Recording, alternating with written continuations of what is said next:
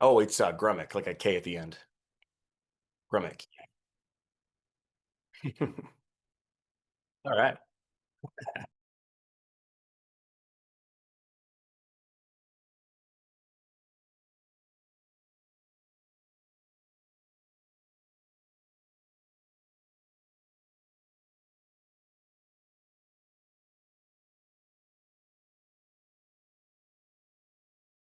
From 4 News Now, with live updates throughout the day, breaking news as it happens, and weather every 10 minutes.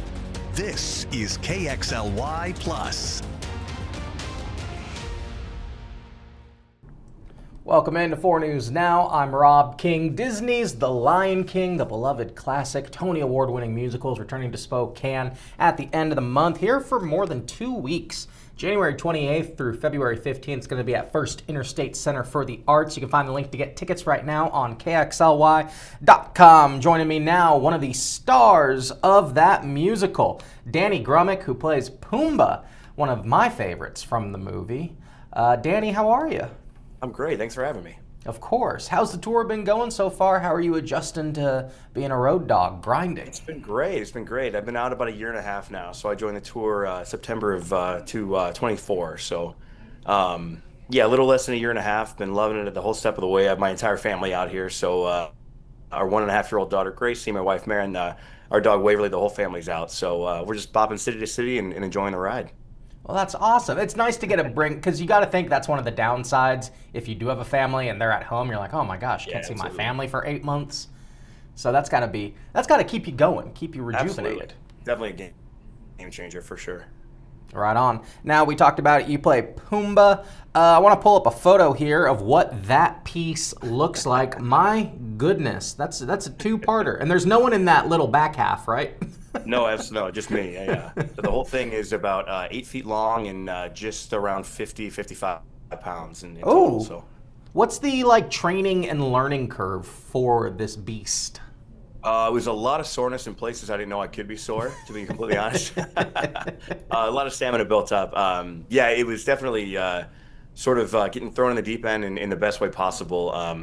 Sort of a shock to the system in a sense too. I'd never done a show where I'd sort of maneuvered a puppet before. I've never done a show where I've worn a full body puppet like that before.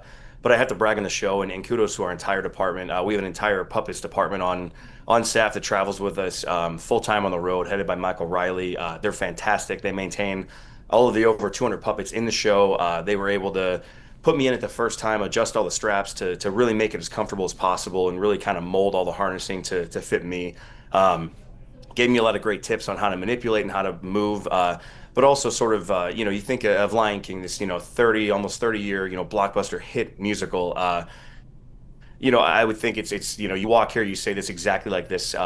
It's sort of, this is what works. This is the formula for success. But it was actually the opposite when I got out there. It was completely a lot of freedom. Obviously the blocking's the same. The sort of the puppet is the same, but the way I maneuver the eyes and the mouth and sort of creating my own bits with my counterpart Nick Corleone, who plays Timon. There was a lot of freedom to really kind of bring myself as an actor to Pumbaa and kind of bring him to life in my own way. Yeah, I guess when you are doing a musical that's, it's one of the most famous musicals of all time. It's Yeah. been running forever in some shape. How do you kind of bring your own twist to a character that people know and love so much? Absolutely. It's really a little bit of pressure, but it's sort of a good pressure in that sense. I think it's I try to at least try to bring in the perfect melding in a sense of that character, the beloved character that everybody knows and loves, sort of the voice, the fart jokes, everything that we love from the animated feature. But just really try to bring myself to it. Try to understand that relationship between Timon and Pumbaa, between Timon and Pumbaa, and then meeting Simba and sort of raising this lion in this in the jungle for many years, and sort of the adventures that he goes through, and the trials and tribulations in Act Two, and what sort of that means to that character. To sort of be able to bring myself to that in an honest way is kind of the best challenge in a sense, to sort of stay true to the character everyone's expecting, to be able to really have the freedom to kind of bring myself to it as well.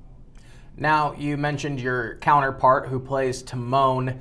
A lot of shows like this, there's a lot of chemistry that Absolutely. you get shows with romantic chemistry. Comedic chemistry can be just as hard to get together, if not harder. 100%. How did you and Nick kind of find that? Yeah, absolutely. I can't brag on him enough. He's incredible. Nick Corleone's been playing Timon on the North American tour, excuse me, for a little over 16 years now. So he's a legacy out here. The guy's incredible. And I'll be honest, when I first came out, I thought for sure, he'd say, hey, I know this secret sauce. You go here, you say it this exact way, set me up for this, and Yeah, let's make it listen, happen. rookie, I got this. Exactly, right? Yeah, yeah. And I was sort of ready to fall in, but from day one when I met him, the first thing he said is, "All right, how do we make this our own? What can we do?" And it was really such an environment to really just come at it as equals and to be able to, I felt so empowered to kind of bring some bits that I had. He said, "Hey, this has worked in the past. We've also done this. What do you guys think? We've built on old things. We've created new things that are completely unique to just what we do on stage." So.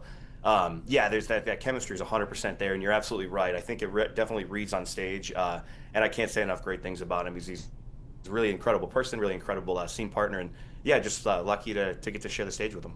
Yeah, to have a veteran like that's got to be priceless, especially in Absolutely. such a big, big thing where like you got to really bring the energy every night. Absolutely. Yeah, yeah, yeah. 100%. As far as your own comedic timing, Pumbaa is comedic relief in the musical, he is in the movie.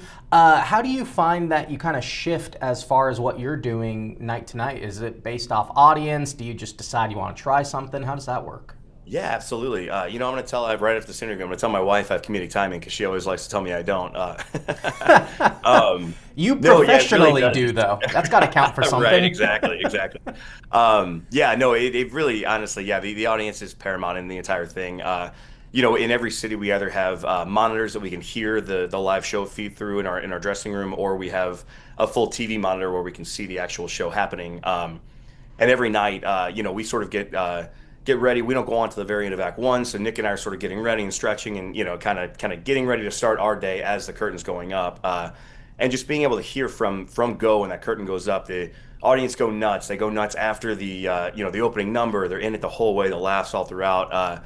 Hearing that for a good 45 minutes before we even think about stepping on stage just really gets us revved up, really gets us excited. And then getting out there, yeah, just feeling that energy, feeling the audience.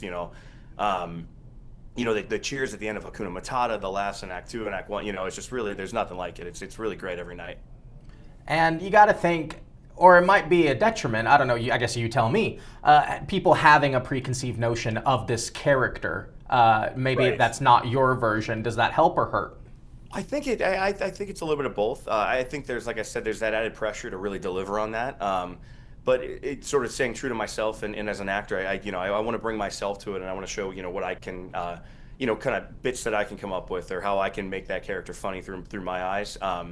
So it's sort of a good pressure to really kind of deliver on that character that everybody is expecting, but also kind of put my own spin on it, and maybe come up with a bit or two here and there, or be able to approach something that people might not expect, but might work, and have them see Pumbaa in a different way by the end. All right. Well, Danny, anything else you want to add?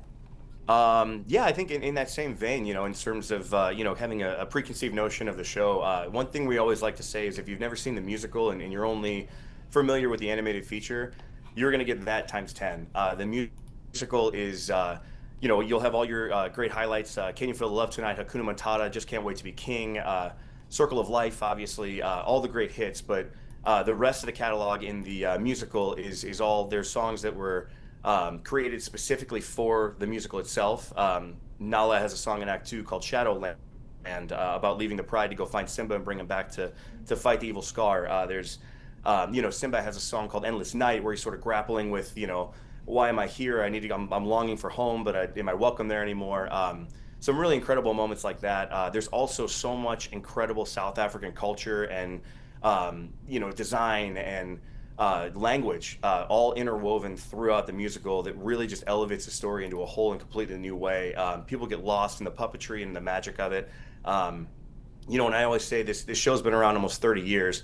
A lot of the same tech elements, a lot of the same mechanics on these puppets and everything else were the original design. So it just really goes to show you how ahead of its time the show was, and just how much it really holds up. And I think we see that in the audience reactions every night, and it's just incredible to see that after 30 years, generations of people, grandparents now that were parents that grew up with their kids watching the show. The kids are now parents of their own and get to bring their kids to the show, and we get to meet them at the stage door after and kind of hear these stories. And I think that's what makes this show so special, and that's something you get to experience if you come check us out. All right, Danny Grumich. Couldn't have summed it up better myself. I appreciate your time. Thanks for hopping on with me. Thanks for having me. Of course. And you can see Danny and the rest of the cast of Disney's The Lion King. It's coming up in about a week and a half now. It starts January 28th, opens then, runs through February 15th at First Interstate Center for the Arts. You can find the link to get tickets on kxly.com. Danny, thank you very much. Absolutely. Thanks, Rob.